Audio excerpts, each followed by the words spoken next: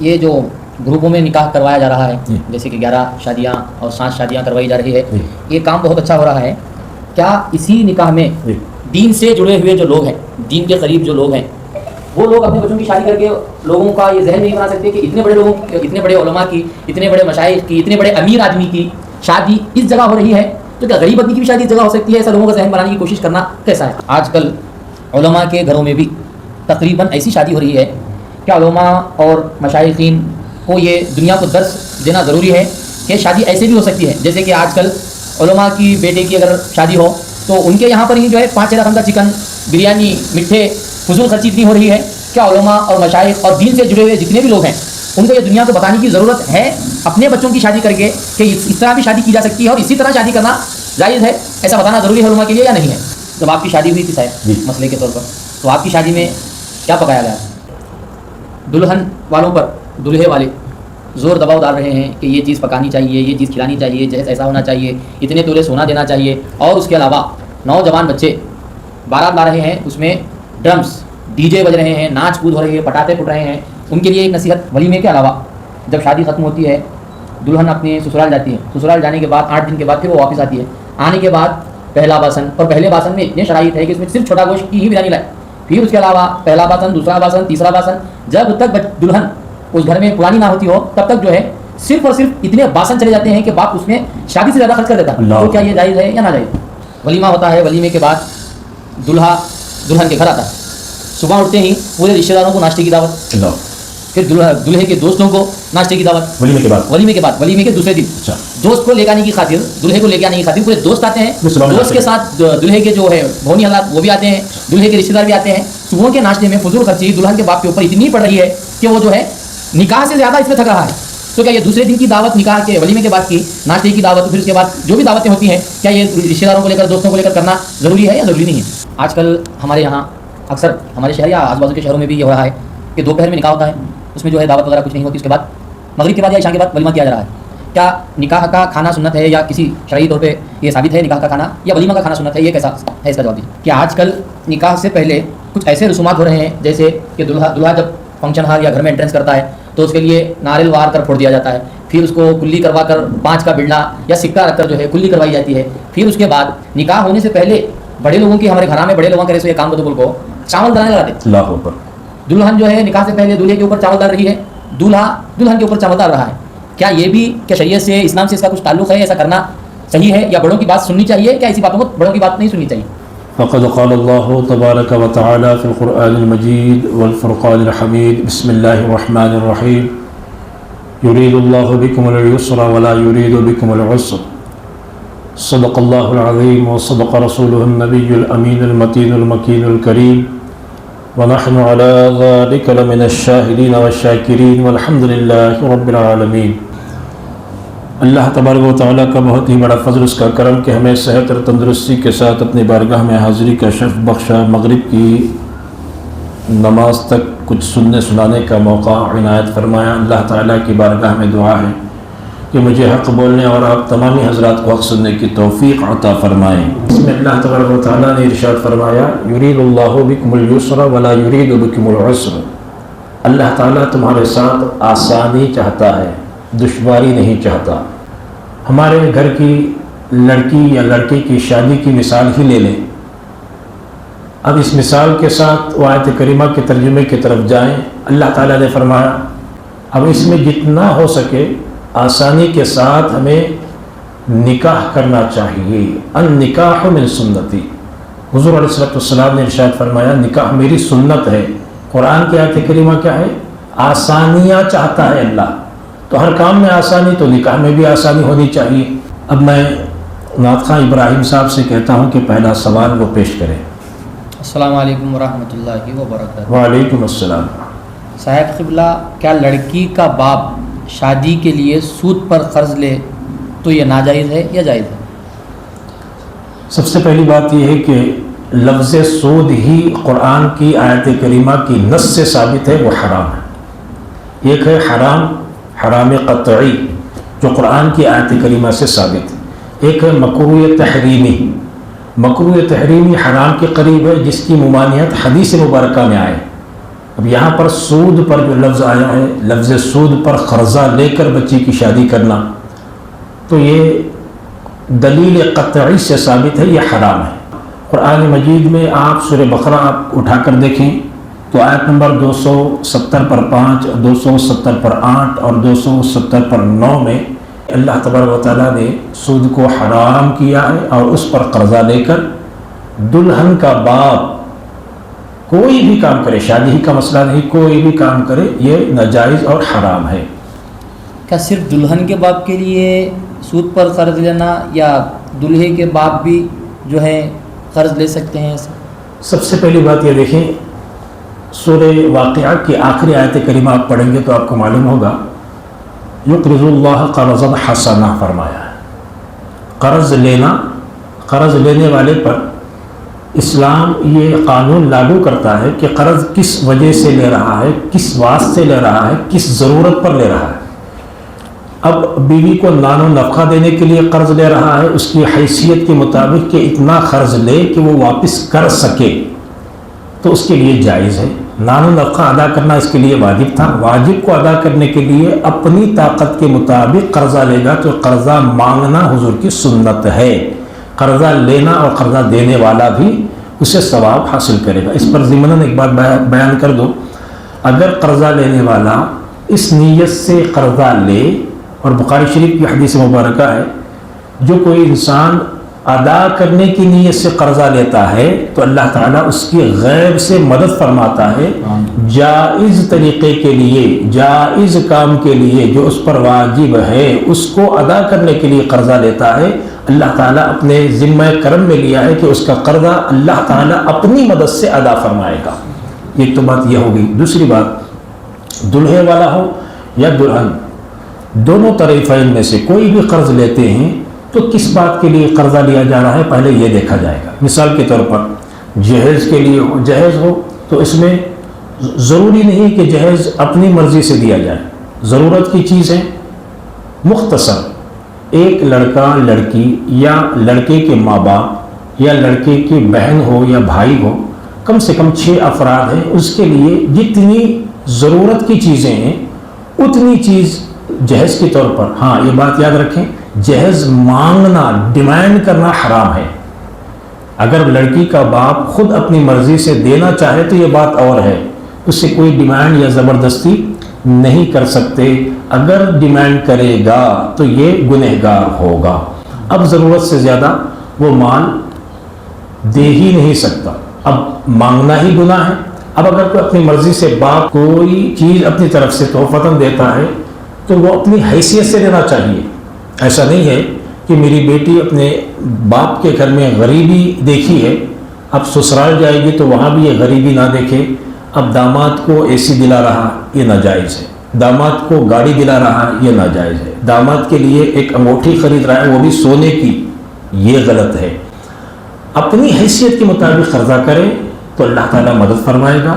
حیثیت سے بڑھ کر دلہے والے ہو یا دلہن والے ہو قرضہ کریں گے تو اللہ تعالیٰ یہ قرضہ لینے والے کو اور اس قرضے کو دینے والے پر اپنا غضب نازل فرمائے گا۔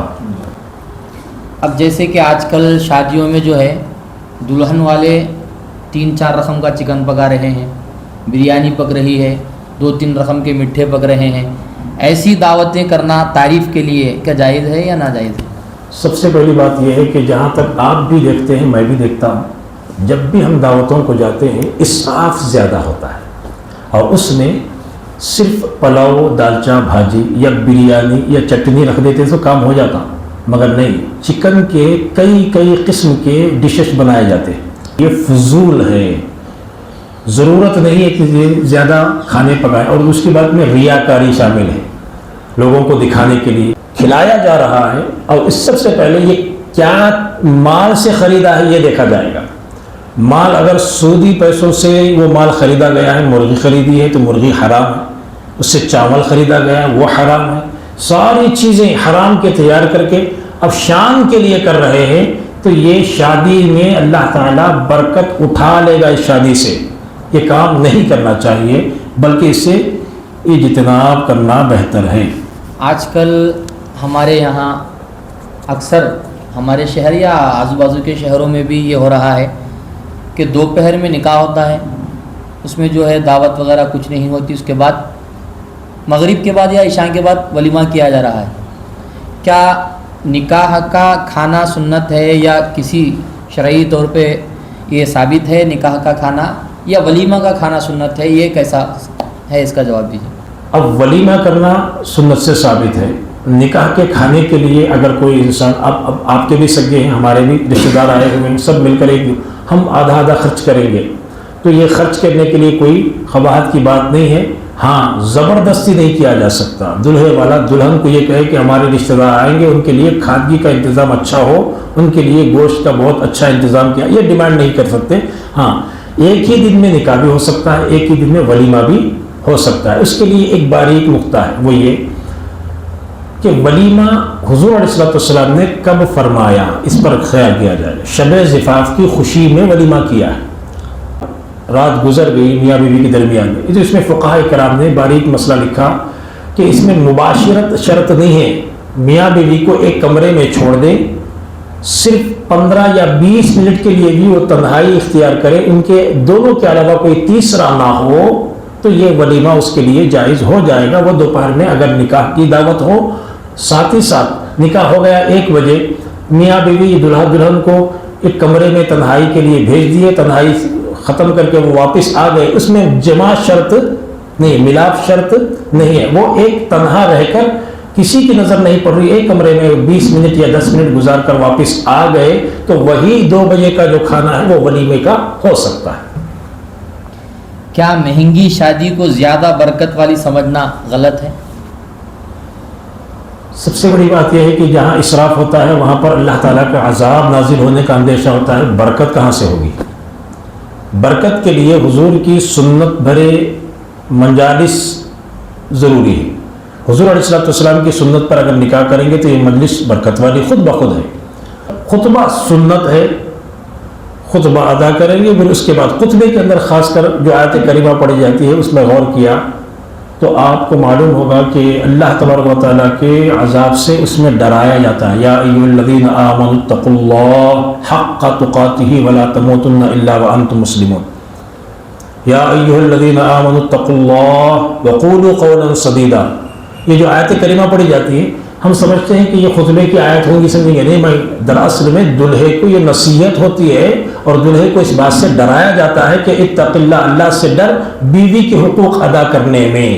اہم سوال یہ ہے صاحب کہ آج کل نکاح سے پہلے کچھ ایسے رسومات ہو رہے ہیں جیسے کہ دلہا جب فنکشن ہال یا گھر میں انٹرنس کرتا ہے تو اس کے لیے ناریل وار کر پھوڑ دیا جاتا ہے، پھر اس کو کلی کروا کر 5 کا بڑلا یا سکہ رکھ کر جو ہے کلی کروائی جاتی ہے، پھر اس کے بعد نکاح ہونے سے پہلے بڑے لوگوں کی، ہمارے گھراں میں بڑے لوگوں کرے سو یہ کام کو تو بول کو چاول دلانے لگاتے۔ اللہ اکبر۔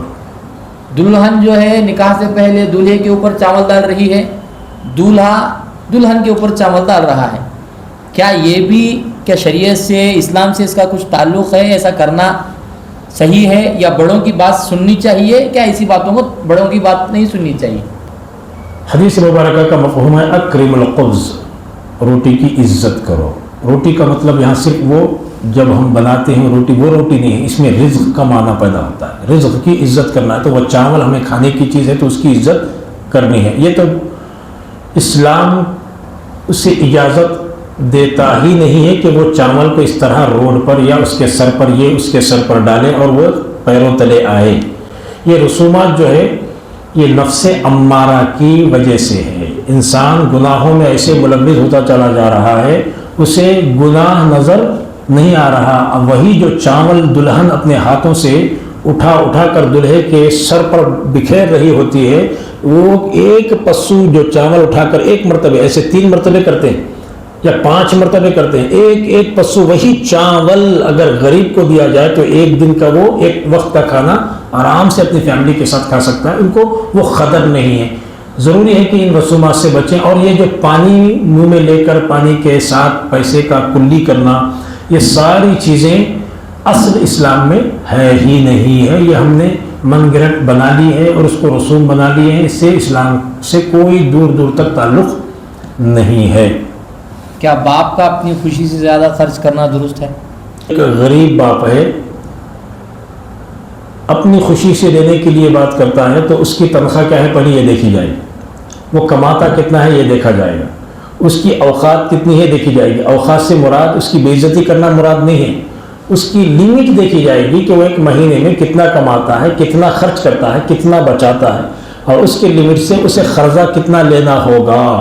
باپ اپنی مرضی سے اپنی خوشی سے بچی کو اپنی حیثیت سے زیادہ خرچہ یا جہیز یا ساری چیزیں نہیں کر سکتا۔ اگر یہ کرے گا تو یہ باپ اس بات کو اپنے ذہن میں بٹھا لے کہ اللہ تعالیٰ کی یہ جو دی ہوئی دولت ہے وہ اللہ تعالیٰ کی عطا ہے، اللہ تعالیٰ کے فضل سے وہ دولت دی گئی ہے۔ اگر جائز طریقے سے تم نے حاصل کیا ہے تو ایک ایک روپے کا حساب دینا ہوگا، اگر ناجائز طریقے سے اس کو حاصل کیا ہے وہ خرچ کر رہا ہے تو ایک ایک روپیے کے بدلے میں عذاب بھی سہنا ہوگا۔ ضروری ہے کہ باپ اپنی بیٹی کی خوشی بھی اپنی اوقات میں رہ کر کرے، اور اپنی حد سے بڑھ کر زیادہ قرضہ لے کر وہ قرضہ وغیرہ اپنے سر پر لے کر، اور یہ قرض اس کے چین کو چھین لیتا ہے۔ اب بتائیے، بیٹی کے سکھ کے لیے باپ اپنا غم خرید رہا ہے، باپ اپنی پریشانی خرید رہا ہے، باپ صدمے خرید رہا ہے، باپ اپنے آپ کو مشقتیں خرید رہا ہے، یہ بات درست ہرگز نہیں ہو سکتی۔ باپ کو یہ چاہیے کہ اپنی حیثیت کے مطابق پہلے یہ کہہ دے۔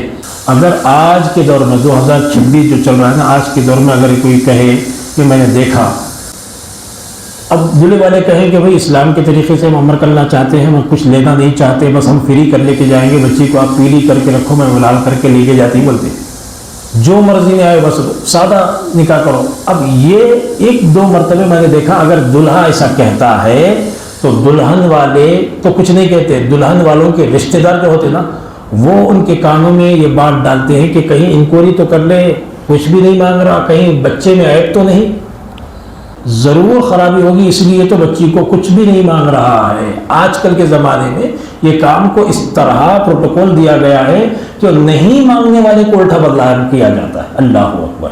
ولیمے کے علاوہ جب شادی ختم ہوتی ہے، دلہن اپنے سسرال جاتی ہے، سسرال جانے کے بعد 8 دن کے بعد پھر وہ واپس آتی ہے، آنے کے بعد پہلا باسن، اور پہلے باسن میں اتنے شرائط ہے کہ اس میں صرف چھوٹا گوشت کی ہی بریانی لائے، پھر اس کے علاوہ پہلا باسن، دوسرا باسن، تیسرا باسن، جب تک دلہن اس گھر میں پرانی نہ ہوتی ہو تب تک جو ہے صرف اور صرف اتنے باسن چلے جاتے ہیں کہ باپ اس میں شادی سے زیادہ خرچ کر دیتا ہے۔ تو کیا یہ جائز ہے یا ناجائز؟ سب سے پہلی بات، جو باسن مانگ رہے ہیں وہ اپنی زندگی پر جھانک کر دیکھ لیں پیچھے، وہ کس دور سے گزر کر یہاں آئے ہیں۔ سامنے والی جو بچی پرائی گھر کی ہمارے گھر کو آ رہی ہے، اس سے یہ ٹارچر کرنا، کہنا کہ ہر بار توشہ لے کر آئے، اور توشہ بھی ایسا ماحول میں نے بھی دیکھا ہے کہ خود بھی کھائیں اور پڑوسیوں کو بھی بانٹنے کا توشہ منگاتے ہیں، اور اس میں یہ شرط کہ بکرے کا گوشت ہی ہونا۔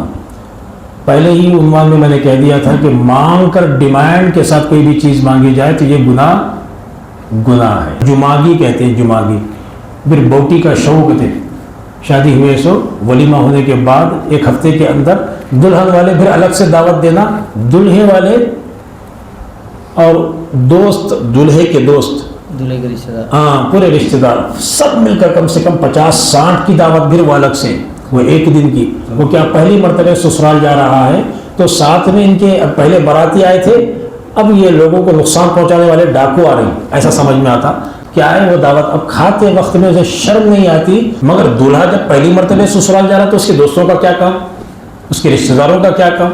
یہ سارے رسومات اسلام سے کوئی تعلق نہیں رکھتے۔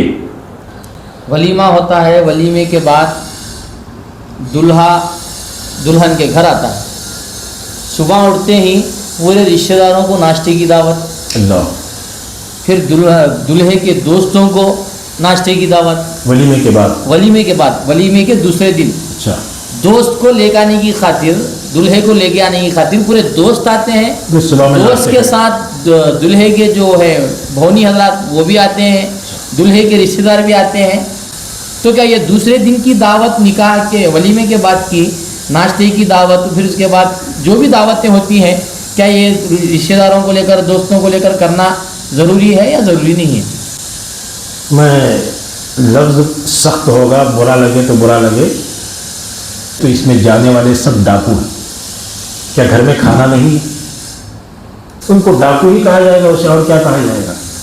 گھر میں کھانا رکھتے ہوئے بھی پروفیشنل ڈاکو ہیں، گھر میں کھانا ہے اس کے باوجود بھی لوگوں کے گھروں میں جا کر دعوت حق جما کر کھا کر آتے ہیں، ان کو اور جملہ سوٹیبل نہیں ہوتا۔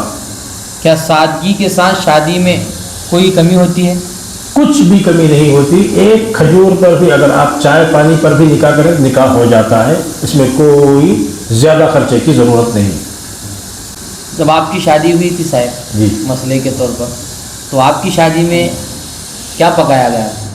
الحمدللہ ہمارے جو سسر تھے وہ ایگریکلچر میں ڈپارٹمنٹ میں کام کرنے والے تھے، تو کم سے کم ان کو اس زمانے میں 2005 اگست کے 28 تاریخ کو ہمارا نکاح ہوا تھا، اس میں تو ان کو اپنی حیثیت سے جو گورنمنٹ امپلائیز ہوتے ہیں نا، ان کو الحمدللہ اخراجات گورنمنٹ کی طرف سے ملتے ہیں، انہوں نے اپنی حیثیت کے مطابق ہمیں اسکول میں ٹھہرایا تھا، کوئی شادی حال نہیں، گھر کے باہر ہی اسٹیج ڈالا تھا، اس میں سحرہ پڑھایا گیا تھا، اور ادب کے ساتھ جو اپنی حیثیت کے مطابق انہوں نے کیا حسب معمول، اس میں وہ کوئی غیر شرعی کام نہیں ہوا۔ الحمدللہ ہماری شادی ایسے ہوئی ہے 2005 اگست کے 8 تاریخ کو۔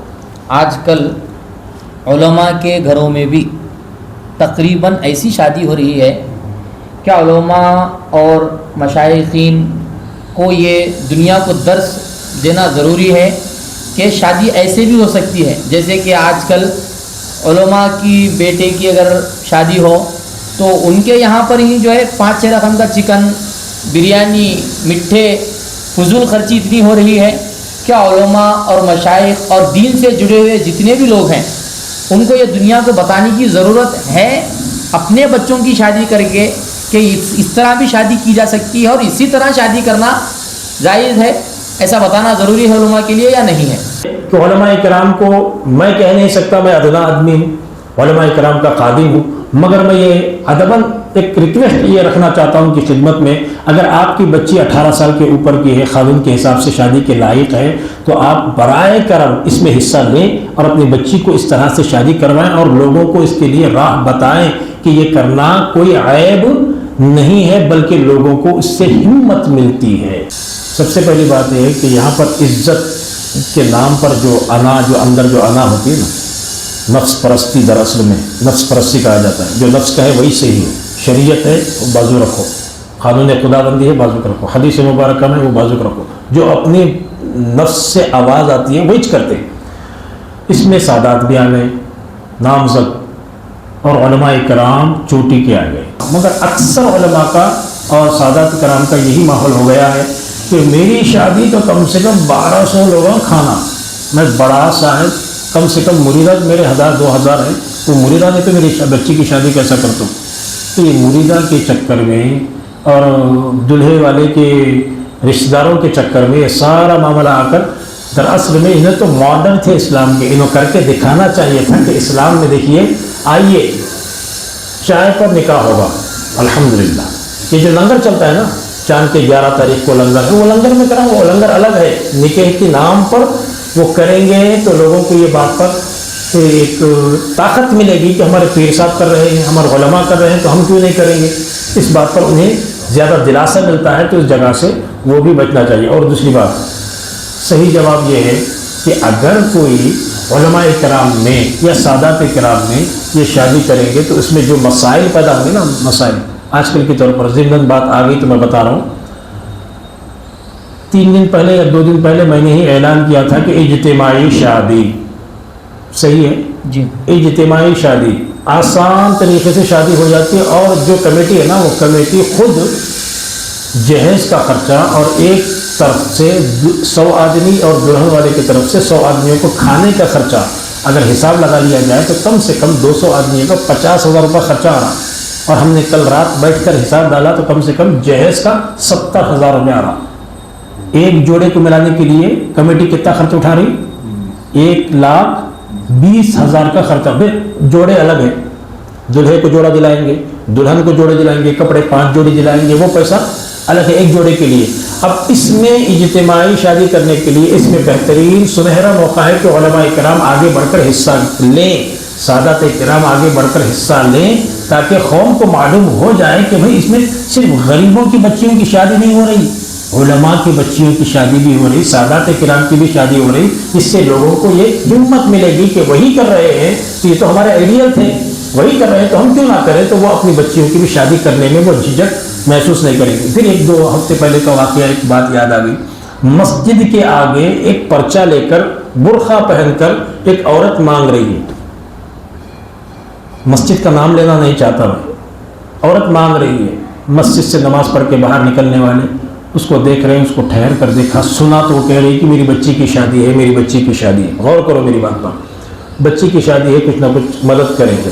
اب ان کو سائڈ میں بلا کر کہا گیا کہ اگر تمہاری بچی کی شادی حقیقی شادی ہے تو آنے والی یہ تاریخ پر رکھ لو. یہ تاریخ ہماری طرف سے جہیز بھی دیا جائے گا، کھانا بھی کھلایا جائے گا، اور عزت کے ساتھ ایک ہستی کو بلا کر ان کے دعائیں کے سائے میں، ان کی دعا کے سائے میں تمہاری بچی کو ودا کیا جائے گا.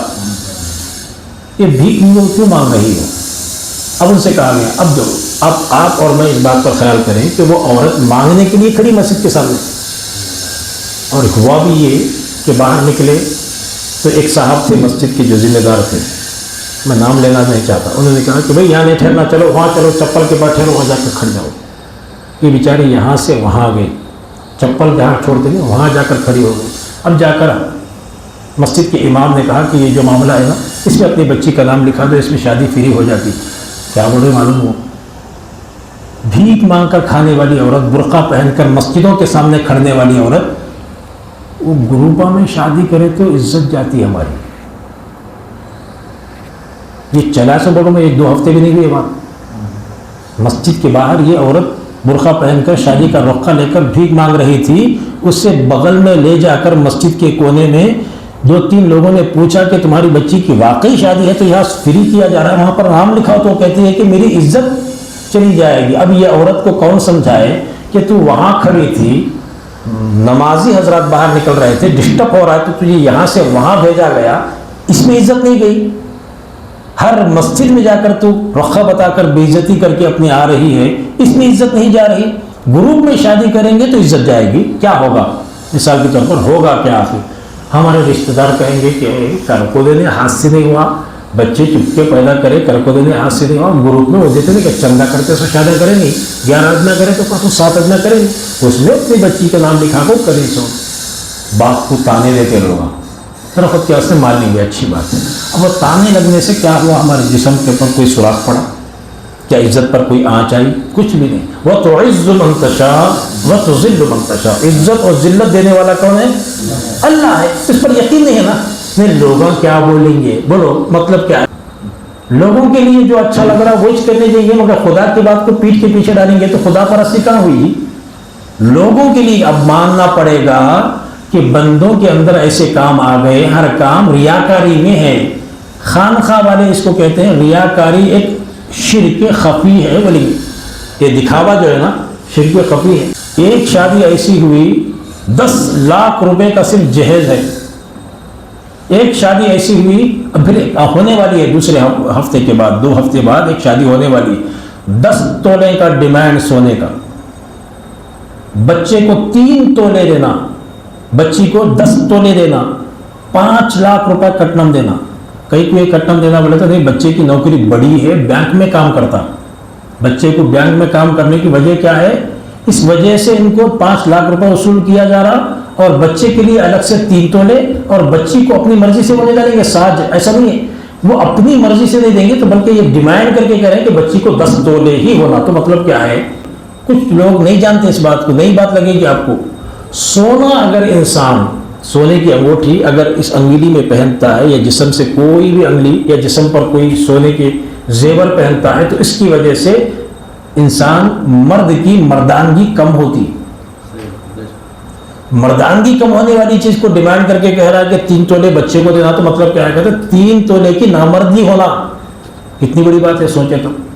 مگر ہماری قوم کو یہ بات سمجھ میں نہیں آ رہا. 10 تولے سونا، 3 تولے شوہر کے لیے الگ ہے. اب یہ برقع پہن کر بچی کی شادی کی ہائے لگانے والی مسجد میں سب سے بڑی بات ہے حضور علیہ السلام نے ارشاد فرمایا اور قانون شریعت یہ ہے کہ مسجد میں مانگنا گناہ ہے، مسجد میں آ کر بھیک مانگنے والے کو دینا حرام ہے، مسجد کے صحن میں آ کر کھڑے ان کو دینا مانگنا گناہ، دینے والے کو کہا گیا کہ یہ تمہارا دینا حرام ہے۔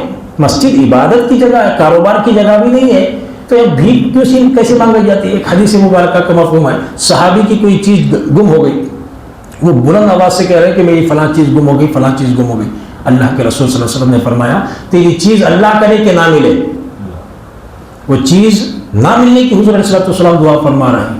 تو بتائیے آج کل کے دور میں شادیاں کرنے کے لیے نہیں، ہمارے رشتہ داروں نے ہماری بے عزتی ہو جائے گی، اب رشتہ دار کا خبر میں آنے والے ہیں، تھوڑی دیر کے لیے مان لو رشتہ داروں کے لیے تم نے گروپ میں شادی کے لیے اپنے بچی کا نام نہیں لکھا ہے نا، تھوڑی دیر کے لیے مان لو کہ رشتہ دار ہیں، وہ رشتہ داروں کے بغیر تمہاری کارروائی نہیں ہو سکتی، تھوڑی دیر کے لیے مان لیں گے۔ اب کون کون تانے دے گا، تھوڑا لسٹ دیکھیں گے، غور کریں گے تو معلوم ہوگا۔ ایک لڑکی کا باپ، اس کا بھائی ہے، چھوٹا بھائی ہے تو چچا، اس کا بڑا بھائی ہے تو تایا، اب وہ دو مرد ہی نہیں ہیں، ان کی زوجیں ہوتی ہیں، ان کی بیوی ہوتی ہے، تیمہ چاچی، تایا اور چاچا مان جائیں گے، چاچی تیمہ نہیں مانتے، تانے دیں گے ان کو، ایسے وقت میں بے عزتی کریں گے کہ کیا کہاں شادی کرے، لوگ ہمیں سب ملا کو کریں، ایسا کریں، بے عزتی ہو جائیں گی، نہیں ہوتی، عزت کریں گے، عزت کے ساتھ شادی کریں گے۔ تیمہ کو بولو گلے میں کا نکلا 3 تولے میں ہے تو دیو بولو، چاچی کو بولو اپنے چائنا آٹا سے کھول کو دو میری بچی کے واسطے، دے دیں گے، اپنے چائنا آٹا سے کھولنے چاچی ریڈی نہیں ہے، تیمہ گلے کا نکلس میری بچی کو تیری بیٹی کیا وہ میری بیٹی 21 طرح لے بول کو چین اپنے گلے کا نکلس دینے کے لیے تیار ہے نہیں ہے، تو مطلب اس کے لیے وہ اپنا مال دینے کے لیے تیار نہیں۔ اب اس کے لیے ایک واقعہ سناتا ہوں، سنو۔ اللہ کے ولی حضرت حسن بصری رضی اللہ تعالیٰ، کون ہے حضرت حسن بصری رضی اللہ تعالیٰ، دعوت میں بیٹھے ہوئے تھے، نوالا اگر منہ سے دسترخوان پر گر جائے تو اٹھا کر کھانا سنت رسول ہے کہ نہیں؟ انہوں نے ایسے ہی کیا، بغل والوں نے دیکھا کہ یہ نام تو اتنا بڑا سنا تھا بزرگ کا کہ یہ کیا گرا ہوا نوالا اٹھا کر کھانے لگے۔ اب مرید سامنے بیٹھا ہوا تھا، حضرت کی حرکت کو دیکھ رہا تھا، ان کے آزو بازو جو بیٹھے تھے ان کے چہرے کو بھی دیکھ رہا تھا، بازو والے کے چہرے بدل گئے اور حقارت سے دیکھ رہے تھے، جیسے کندراہت سے دیکھتے ہیں اس طرح دیکھ رہے تھے۔ یہ بزرگ اطمینان کے ساتھ سنت پر عمل کر لیے، کھا لیے، بغیر کسی کی فکر کے وہ باہر نکلے۔ اب مرید پیر سے کہتا ہے حضرت قبلہ میں نے غور کیا کہ اگل بغل جو بیٹھے ہوئے تھے آپ کی اس حرکت پر ناگواری ظاہر کریں۔ اب وہ جلال میں آئے، پہلے جلال میں نہیں آئے تھے، اب جلال میں آئے، کہنے لگے ان احمقوں کی وجہ سے کیا میں اپنے نبی کی سنت چھوڑ دوں؟ وہ احمق ہنستے ہیں، تانا دیتے ہیں، مجھے حقیر سمجھتے ہیں، ان احمقوں کی وجہ سے میرے نبی کی پیاری سنت چھوڑ دوں؟ نہیں چھوڑ سکتا میں۔ یہ طریقہ آج آنا چاہیے، آج شادی میں یہ ہونا چاہیے، سنت ادا کریں گے بس، ضرورت نہیں جی شادی کو آنے کی ضرورت نہیں، بلانے کی ضرورت نہیں، کوئی آنے کی ضرورت ہی نہیں ہے۔ کیا ضرورت ہے شادی کو آنے کے لیے؟ آنا ضروری ہے، 2 گواہ ہونا کافی ہے نکاح کے لیے، تایا بھی نہیں آنا، تیمہ بھی نہیں آنا، موجودگی ایک مجلس ہو گئی، نکاح ہو گیا، اب بتائیے چاچا کہاں گئے، تیمہ کہاں گئے، چاچی کدھر گئے؟ کوئی رشتہ دار، بغیر رشتہ دار کی بھی شادی ہو جاتی ہے، مگر ہمت رہنا کرنے کی۔ بولیں گے نہیں ان کے فنکشنوں کو ہمیں گئے تھے، ہمارے فنکشن ہے سو گھر میں ایک بچی رہتی، ایک بچہ رہتا، ان کو سینٹیمنٹ رہتا، گھر بیٹھ کو جا کو دعوت کیسے دیکھو تھے معلوم؟ میرے گھر کی بچی کی پہلی کاروائی کر رہے ہو تو میں سب کے سب آنا، گھر جا کو دعوت دینا۔ حضرت فون پہ بولے چلتا نہیں، ٹیلی گرام مارے تو چلتا نہیں، SMS رکھے تو چلتا نہیں، فون میں رخہ دیے تو چلتا نہیں، گھر جا کو باپ بیٹی کا اللہ اکبر، گھر جا کر اسے دعوت دے کر آنا۔ داماد بڑا ہو تو اس کے واسطے پھر الگ سے سلامی کرتے تھے، داماد سلامی پوچھتا، پہلی شادی کی دوسری جو بیٹی رہتی نا، بیوی کی چھوٹی بہن، اس کی شادی میں داماد کو سلامی دینا۔ اللہ اکبر، مسلمانوں کا حال۔ مگر حقیقت میں یہ گناہ کا وبال ہمیں آ رہا ہے مگر معلوم نہیں ہو رہا، مصیبت آ رہی ہمارے گھر میں، مصیبت آ رہی، ہم سمجھ رہے ہیں کہ نہیں کچھ نہ کچھ ایسا ہو گیا، ایسا نہیں۔ اللہ تعالیٰ ارشاد فرماتا ہے مصیبتیں تمہارے ہاتھوں کی کمائی ہوتی ہے۔ الحمدللہ ثم الحمدللہ، دلہن کو ایک نیا جوڑا، دلہے کو ایک نیا جوڑا، ان سے کہو کہ میری بچی کی شادی میں آنے کی ضرورت نہیں ہے، کہ جو شرائط کے ساتھ نکاح ہونا ہے وہ میں اپنی بیوی کے ساتھ، میرے بھائیوں کے ساتھ، میرے بچوں کے ساتھ میں کر لوں گا۔ ہاں اب تمہیں اتنی ہی چٹ ہے کہ ان کی خوشی دیکھنے کی تو اپنے گھر بلاؤ، دلہا دلہن کو اپنے گھر بلاؤ، ایک دن انہیں کھانا کھلاؤ اپنی حیثیت کے مطابق، مرغی پکاتے، بکرا پکاتے، گئی پکاتے، پکا کو کھلاؤ۔ بات ماننے کے لیے تیار نہیں ہے، واپس یہاں آپ کو 200 کی ٹکٹ ٹرک کو 1000 کا کھانے ریڈی ہے۔ شکرانے سے پہلے ہلدی کو آ جاتے، شکرانے سے پہلے ہلدی کو آ جاتے، صبح میں ناشتہ، دوپہر میں کھانا، رات کا کھانا کون؟ بچی والا۔ دوسرے دن ہلدی رہتی، پھر ہلدی کا معاملہ الگ۔ پھر اس میں یہ طریقہ دیکھو کیسا ہے، بیٹے کا نکاح کر رہا تو ہر بہن کو جوڑے کرنا، بھائی کی بیٹی کو جوڑا کرنا، چھوٹے بھائی کی بچی کو جوڑا کرنا، رشتہ داروں میں جو بھی بہن چھوٹی بچی رہتی نا ان کو، لڑکی کو، بچے کی شادی کر رہا اپنی، مگر سب لڑکیوں کو ایک ایک جوڑا دینے کا قانون بنا لیا۔ کس کے لیے؟ اپنے سر پر وبال۔ وہ پیسے کہاں سے لایا؟ قرضہ کر کے۔ وہ قرضہ پیسہ بینک کا تھا، یا تو گھر کے پتران بینک میں گئے تھے، یا تو سود پر پیسہ لیے رہتا۔ کون ایسا آدمی ہے جو کہے سینہ ٹوک کر کہ 1 روپیہ بھی میں کسی کے پاس ہاتھ بدل لیے بغیر عالی شان 4 قسم کی ڈشز پکا کر لوگوں کو کھلا کر بھیجایا؟ کون ایسا ہے بتاؤ؟ بڑے سے بڑا سہوکار آپ جس کا نام لے کر کہیں گے یہ آدھونی کا بڑا مالدار ہے، بولے تو اس کا بھی بینک میں اکاؤنٹ میں حساب رہتا، انہیں بھی لون لیے رہتا، اس کا پیسہ روٹین ہوتے رہتا، اس میں لگا ہوا مال کا معاوضہ لے کر وہ کھلاتے رہتا۔ سہوکار کھلانے کے لیے آگے بڑھ رہی، ہر قسم کی ڈش کھلانے۔ غریب بچی تمہاری شادی میں آ گئی تو کیا حالت ہونا؟ میرا باپ بھی اگر امیر ہوتا، رونا آتا جی۔ ایک مرتبہ ایسا سوچا تو رونا آتا کہ حضور علیہ السلام کی بارگاہ میں ایک صحابی آئے اور عرض کرنے لگے، یا رسول اللہ میرا لڑکا گم ہو گیا، میرا لڑکا گم ہو گیا۔ حضور علیہ السلام فرماتے ہیں اچھا تھوڑی دیر کے لیے انتظار کر۔ تھوڑی دیر بعد دوسرے صحابی آئے اور کہا کہ تم یہاں کہاں کیوں بیٹھے ہو؟ تو انہوں نے کہا میرے بچے کی تلاش میں آیا ہوں۔ حضور نے کہا کہ تھوڑی دیر کے لیے یہاں بیٹھ جاؤ۔ ہاں انہوں نے کہا آنے والے، انہوں نے کہا کہ تیرے بیٹے کو میں نے وہاں میدان میں دیکھا ہے، 4-5 بچوں کے ساتھ وہ کھیل رہا تھا۔ اب اتنی بات سنتے ہی وہ اٹھ کر صحابی دوڑنے لگے۔ صحابی دوڑنے لگے تو حضور علیہ السلام نے فرمایا فوراً اسے پکڑو، اسے بلاؤ، میرے سامنے لاؤ۔ دوڑ کر وہ جا رہا ہے نا خوشی سے، بچہ جو صبح سے گم ہو گیا تھا، ملنے کی خوشی ہوئی تو بچے سے ملنے کے لیے جا رہے ہیں۔ حضور ان کو رکا کر بلاتے ہیں اور کہتے ہیں کہ جا کر ایک بات کا خیال کرنا، جا کر اپنے پورے میدان میں جو بچے کھیل رہے ہیں ایک دوسرے کے ساتھ، تیرا بچہ بھی ہوگا تو اس وقت اپنے لال کو ایسی محبت بھرے لہجے میں نہ پکارنا میری جان، میرے لڑکے، میرے بیٹے، ایسے محبت بھرے انداز میں نہ پکارنا۔ اگر محبت ہے تو گھر لے جا کر محبت دکھانا۔ وہ صحابی عرض کرنے لگے یا رسول اللہ صلی اللہ علیہ وسلم میرا کلیجے کا ٹکڑا ہے، صبح سے گم ہو گیا ہے، جب ملے گا تو میں کچھ الفاظ تو کہوں گا نا، میں محبت کا اظہار تو کروں گا۔ تو حضور علیہ السلام فرماتے ہیں تیری محبت کے اظہار میں ہو سکتا ہے وہ بچوں میں کوئی یتیم بچہ ہو، وہ یتیم بچہ دیکھے اور کہے کہ کاش یہ درد بھری آواز سے پکارنے والا اس کا باپ ہے، میرا باپ بھی ہوتا تو مجھے بھی ایسی محبت سے پکارتا۔ سہوکار اچھے اچھے جہیز دے کر شادی کر رہے ہیں تو اسلام اس قانون سے، اس واقعے سے بتاتا ہے کہ یتیموں کے دل آزاری ہونے والے کام سے تمہیں روکا گیا ہے۔ محبت ہے گھر میں دکھاؤ، شادی حال میں پورا جہیز جمانے کی ضرورت نہیں ہے۔ اگر اس میں سے کوئی یتیم بچی تمہاری شادی میں آ گئی، دیکھی اور کہا کہ زندگی بھر حسرت رہ گئی وہ شادی میں جتنا جہیز میں نے دیکھی میری زندگی میں کبھی نہیں دیکھی، مطلب کیا ہے؟ کہتے میرے باپ کو کما ہی نہیں سکتے۔ کمتری، احساس سے کمتری پیدا ہوئی کہ نہیں؟ کچھ بھی نہیں کیا آپ نے، آپ نہ دکھاوا کی۔ وَأَمَّا بِنِعْمَةِ رَبِّكَ فَحَدِّثْ، اللہ کی دی ہوئی نعمتوں کا خوب چرچا کرو۔ تو اس کا مطلب یہ نہیں کہ تم غریبوں کو، یتیموں کی دل آزاری کرتے پھرو۔ اللہ تعالیٰ ایسے کام کرنے والوں کو نیک توفیق عطا فرمائے اور لوگوں کے خیال کرتے ہوئے اپنی زندگی گزارنے کی توفیق عطا فرمائے۔ اور کوئی سوال؟ یہ جو گروپوں میں نکاح کروایا جا رہا ہے، جیسے کہ 11 شادیاں اور 7 شادیاں کروائی جا رہی ہے، یہ کام بہت اچھا ہو رہا ہے۔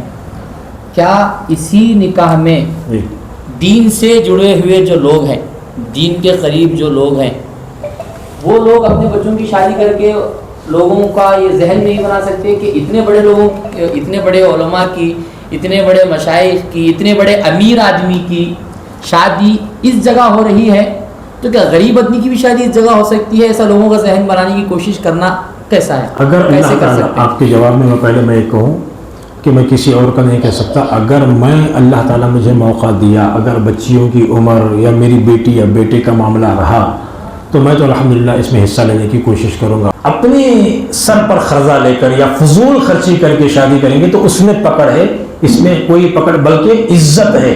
یہ سینہ ٹھوک کر کہا جا سکتا ہے جس جگہ پر حضور کی سنت پر عمل نہیں کیا جا رہا ہو، اس جگہ پر اگر حضور علیہ السلام کی سنت پر عمل کیا جائے تو اللہ تعالیٰ 100 شہیدوں کا ثواب عطا فرمائے گا۔ جس جگہ یہ عمل نہیں ہو رہا، بہتر یہ ہے دلہن والوں پر دلہے والے زور دباؤ ڈال رہے ہیں کہ یہ چیز پکانی چاہیے، یہ چیز کھلانی چاہیے، جہیز ایسا ہونا چاہیے، اتنے تولے سونا دینا چاہیے، اور اس کے علاوہ نوجوان بچے بارات لا رہے ہیں، اس میں ڈرمز ڈی جے بج رہے ہیں، ناچ کود ہو رہی ہے، پٹاخے پھٹ رہے ہیں، ان کے لیے ایک نصیحت۔ اور دوسرا یہ جو فضول خرچی کی جا رہی ہے، اس کے علاوہ زیادتی جو ہو رہی ہے خرچ کی، اور جو رسومات غلط ہو رہے ہیں، اس سے دلہا اور دلہن پر اور دلہے والوں کے گھر پر جو زیادہ خرچ کر رہے ہیں، مٹن پکا رہے ہیں، چکن پکا رہے ہیں، غلط رسومات کر رہے ہیں، اس پر دلہا دلہن پر ان کی زندگی پر کچھ اثر پڑ سکتا ہے یا دلہے کے گھر والوں پر کچھ غلط اثر پڑ سکتا ہے؟ اس کا جواب دیں۔ سب سے پہلی بات ایک بات ہے، ایسی بات اس پر عمل نہیں کیا جائے گا، یہ بات کا میں ہی گارنٹی دیتا ہوں، میں جو بولنے والا ہوں نا، اگر عمل کریں گے تو انشاءاللہ ایک دو جگہ ایسا ہو گیا تو ایسا سارے لوگوں میں یہ بات پھیلے گی، سمجھ میں آئے گا۔ کیا ہے مسئلہ معلوم؟ مجھے معلوم عمل نہیں ہوتا، مگر پھر بھی میں بول رہا ہوں، ریکارڈ ہے جلدی، کانوں تک بات پہنچنا، کم سے کم عمل ہو یا نہ ہو بات کی بات۔ آپ نے کہا 10 لاکھ روپے ڈیمانڈ ہے، لکھ لو آپ 10 لاکھ روپے ڈیمانڈ ان کا نیٹ، 10 تولے سونا لکھ لو آپ، ٹھیک ہے۔ جو جو ان کی مانگ ہے ان سب کے دام لکھ لیں آپ، لکھ لو۔ جو فضول خرچی کر رہے ہیں، ڈرمس لا رہے ہیں، اور اپنے کھانے کی خواہشات کے لیے جو جو ڈیمانڈ کر رہے ہیں، اس کا پکانے پر کتنا خرچہ، سارا خرچہ لکھ لو آپ، لکھ کر کم سے کم 10 لاکھ روپے کے ساتھ وہ باقی کے سبھی اخراجات ہیں، 50 لاکھ بنتے ہیں، سمجھو مثال کے طور پر کتنا، 50 لاکھ بنتے ہیں۔ عین وقت میں غور سے سنیں، کان کھول کر، اگر یہ بات پر عمل ہوئی تو انشاءاللہ اللہ تعالیٰ کی عزت و جلال کی قسم، یہ بےہودہ کام یہ لوگ منہ کھول کر مانگنے سے پہلے سوچیں گے 10 مرتبہ۔ وہ کب؟ عین وقت میں قاضی صاحب، ایک جو دلہن کی طرف سے جو وکیل آتے ہیں نا، جب جا کر مہر کا مطالبہ کرتے ہیں، مہر کا، جب یہ کہے کہ یہ 50,01,000 روپے میرا مہر ہے، دلہن کہہ سکتی ہے، اسے اجازت ہے، شریعت اجازت دیتی ہے کہ دلہن اپنی مرضی سے مہر رکھے، مہر کے لیے کسی کا دباؤ نہیں ہے۔ ہاں، اس کی دادی، اس کی نانی کا جو مہر چلا تھا وہی، اب اس کے بارے میں کوئی متعین کرنے والا نہیں، تو دادی کا، نانی کا مہر چلے گا، مگر خود مختار مہر کا رقم سیٹ کرنے کا حقدار کون ہے بولیے؟ دلہن خود ہے۔ وہ کہیں کہ 50 لاکھ روپے جو خرچہ، بولنے کی ضرورت نہیں۔ کب بولنا ہے؟ سب دلہن والے، دلہے والے ایک جگہ جمع ہوئے، عین نکاح کے وقت میں ایجاب و رما، کیا ہو رہا؟ دلہن کی طرف سے فلاں کی بیٹی حاضرین مجلس کی موجودگی میں اللہ کے حکم کے مطابق، رسول اللہ صلی اللہ علیہ وسلم کی سنت کے مطابق، آپ کو فلاں کی بیٹی فلاں کو آپ کے نکاح میں دیا اتنے مہر کے ساتھ کی جگہ 50,01,000 کے ساتھ آپ کو نکاح میں دیا کہ آپ نے قبول کیا، دلہا معلوم ہو جاتا ہے کہ وہ ہاں کرنے والا ہے یا نہیں کرنے والا، سمجھ میں آ جائے گا کہ جملے بازن بولتے ہیں کہ ہمیں دیتی ہیں تو بول کے کام چلا جاتا ہے۔ ہرگز نہیں، کھلا بول سکتے ہیں خود اپنے، جب تک اس کا نکاح میرا مہر رکھتے نہیں، جب تک میری اجازت نہیں ہے نکاح کرنے کی بول دیا تو بس کافی ہے، نکاح ہرگز۔ اور ایک بات کیا ہے، بچے کو گھر والے دباؤ رکھتے نہیں، بولا ایسا بھی نہیں، بولوں کیا بول رہا ہوں، ادھر دلہن کے اور دلہے والوں دونوں کی یہ نصیحت ہے، بچی کو پہلے پریپیئر کر دینا ہے، خود ہمیں سکھانا، 10 لاکھ مانگ رہے ہیں سب لکھ کے رکھو، کرنا ویسے ماں باپ کچھ بڑوں سمجھ، بچی کا کچھ بھی دوست نہیں ہوتا، بچی کا گھونگھٹ اڑ کے بیٹھ رہی تھی، ماں باپ چچایا بڑے بچ کرتے سو بازو والے عزت کر رہے ہیں، انہوں کیا کرنا ہے، پریپیئر کرنا بچی کو، بیٹا اتنا مانگ رہی لکھ کو رکھ لے ڈیری میں، سب کے سب کھڑے ہونے کے بعد عین نکاح کے وقت میں ایجاب ہونے میں اس میں یہ بات ملا دینا، جتنا خرچہ ہو 1000 روپے ایکسٹرا لگا کر کہو یہ اگر رقم تم اب دو گے تو نکاح، نہیں تو واپس چلو، بولو واپس جاؤ، بولو واپس جانے کو نہیں۔ اب وہ خود بولتے کہ 1-2 بار ایسا سوشل میڈیا میں آ گیا، وائرل ہو جاتی بات، صرف مہر ادا کرنے کے بغیر وہ ادا جو مانگا گیا ہے اسے ادا کیے بغیر بارات واپس چلے گی، وہ سب سوشل میڈیا میں آگ کی طرف پھیل جاتی بات۔ 1-2 باتیں ایسی ہو گئی، 2 تو ایسی کارروائی میں بات معاملہ ہو گیا تو انشاءاللہ کوئی بات پوچھنے سے پہلے یہ پوچھے گا کہ تم پھر بعد میں اس طرح تو نہیں کرو گے، ہاں یہ بات رہ جائے گی تاریخ میں۔ بات سمجھ میں آ گئی؟ اور کچھ؟